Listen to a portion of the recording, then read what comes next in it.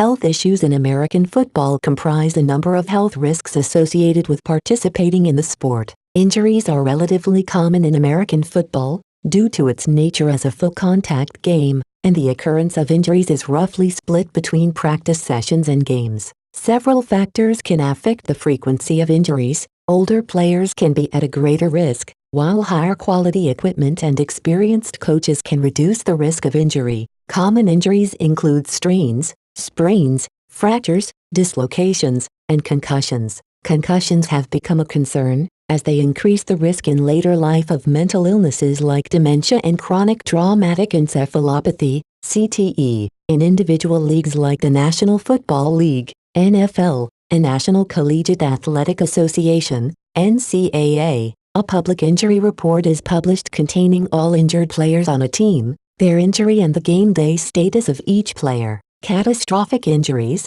defined as serious injury to the spine, spinal cord, or brain, and fatalities are uncommon in football. Both have become less and less common since the 1970s, although a small number of both still occur each year. Both concussions and catastrophic injuries can be caused by helmet-to-helmet collisions as well as illegal actions like spearing. In other cases, they can be caused by players who have sustained a head injury returning to play, which can place the player at risk of sustaining a severe injury. Despite the downturn in catastrophic injuries, a greater number of players at the NFL level reported major injuries and shortened careers from the 1970s onwards, in part due to the increasing size and speed of players and the use of artificial turf. In many cases, injuries sustained while playing can cause long-term damage. In addition to neurological damage caused by hits to the head, injuries to the mid and lower body can force players to retire or lead to nagging ailments in later life.